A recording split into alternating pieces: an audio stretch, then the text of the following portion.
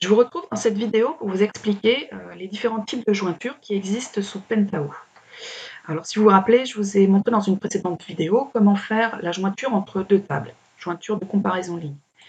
Et dans cette jointure, on avait la possibilité de choisir un type de jointure, soit inner, left outer, right outer ou full outer. Donc je vais essayer de vous expliquer simplement à quoi correspond chacune de ces types de jointures. Donc pour cela, je vais prendre un exemple simple avec deux tables. Donc une première table qui contient des noms avec en face de chaque nom un code postal et une deuxième table qui comporte des villes avec de la même manière un code postal à chaque fois. Et donc l'idée c'est de montrer comment on peut faire la jointure de ces deux tables avec comme champ clé pour faire la jointure le code postal. Donc je vais vous montrer dans un premier temps un premier type de jointure, la jointure inner join, qui va récupérer uniquement les codes qui sont dans les deux tables. Donc si on voit par exemple le premier nom, Mariam, qui a un code postal 44 000, on ne le retrouve pas dans la table 2. Donc en fait, dans la table issue de la jointure, on ne va pas retrouver Mariam, puisqu'on ne retrouve pas le code 44 000, il n'est pas présent dans les deux tables. Par contre, si on prend Guillaume, Guillaume a bien une correspondance dans la table 2 avec le code 29 200 et la ville de Brest. Donc on va bien retrouver dans notre nouvelle table créée par jointure Guillaume 29 200 et Brest avec le code 22 200. De la même manière, Sébastien avec le code 35 000, on trouve une correspondance dans la table 2 avec la ville de Rennes. Donc on va retrouver dans la table jointe le nom Sébastien, la ville de Rennes avec le code postal 35 000. On a également Stéphanie avec le même code postal, donc on va avoir une nouvelle ligne qui va se créer avec Stéphanie, code postal 35 000, et la ville de Rennes avec le même code postal. Donc on peut retrouver plusieurs lignes avec la même ville. Si on prend le cas de Virginie, qui a un code postal 35 520, on voit qu'à la fois, elle a deux villes de correspondance pour le même code postal, Melesse et la Mézières. Donc là, on va créer en fait un doublon. Il va y avoir deux fois le nom Virginie qui va apparaître avec les deux villes. Et pour Philippe, qui a un code postal 29 000, on le retrouve le même code postal dans la table 2 avec la ville de Quimper. Donc on va aussi créer dans la nouvelle table créée par jointure, on va retrouver Philippe et Quimper avec le code postal 29 000. Enfin, il nous reste dans la table 2 la ville de Paris avec le code postal 75 000.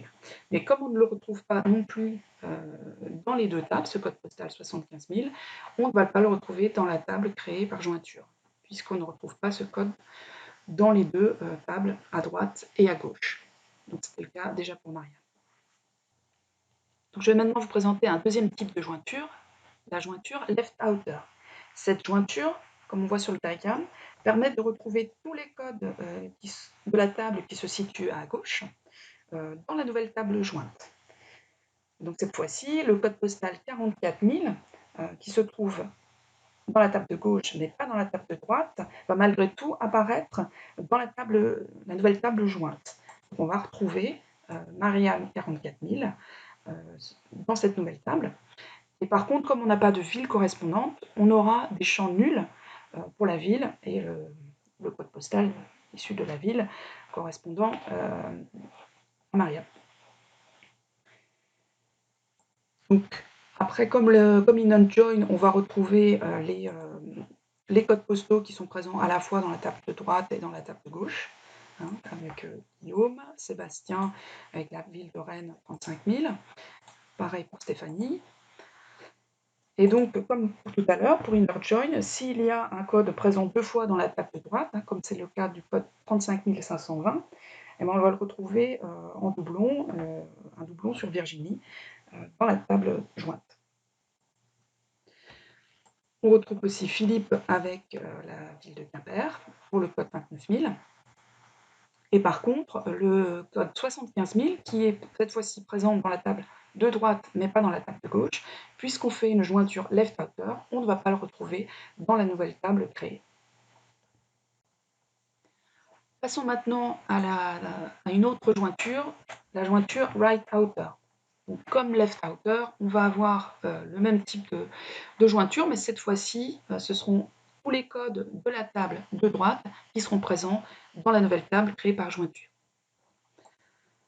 Donc Mariam, qui a le code 44 000, qui n'existe pas dans la table de droite, ne se retrouvera pas dans cette nouvelle table créée par jointure.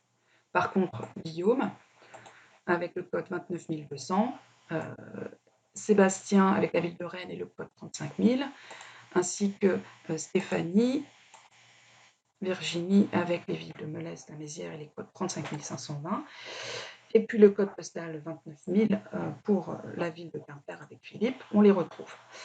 Et cette fois, le code 75 000 qui se trouve dans la table de droite pour la ville de Paris, mais pas dans la table de gauche, il sera bien présent dans la nouvelle table créée par jointure, mais avec des champs nuls sur le nom et le code postal correspondant au nom issu de la table 1.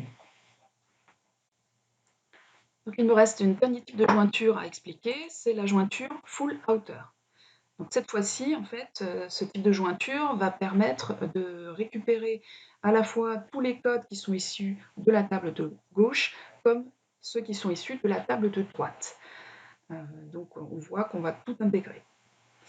Donc en effet, le code 44 000, qui est issu dans la table de gauche mais pas présent dans la table de droite, va se retrouver dans cette nouvelle table, mais avec des champs nuls pour la ville et le code postal correspondant à la ville. On va retrouver, comme tout à l'heure, les mêmes enregistrements pour Guillaume, Sébastien, Stéphanie, Virginie et les villes de Brest, Rennes, Melès et la Mézières, ainsi que pour Philippe avec Quimper, donc, puisqu'on retrouve à la fois les codes 35 000, 35 520 et 29 000 dans la table de gauche comme dans la table de droite. Et le dernier cas, c'est le cas du code postal 75 000 qui se trouve dans la table de droite mais pas dans la table de gauche. Mais puisqu'on fait une jointure full outer, on va la retrouver dans la nouvelle table créée par jointure, mais cette fois avec des champs nuls sur le nom et le code postal correspondant au nom. Voilà, j'espère que cela vous aura aidé à comprendre les différents types de jointures qui existent sous Pentao et quels résultats on peut obtenir avec telle ou telle jointure. Notamment le fait d'avoir des doublons d'enregistrement ou d'avoir des champs nuls qui apparaissent dans la nouvelle table créée par jointure. En résumé, on a donc 4 types de jointures. Les jointures right outer et left outer qui permettent de ne conserver que les enregistrements pour les champs clés présents soit dans la table de droite ou soit dans la table de gauche uniquement.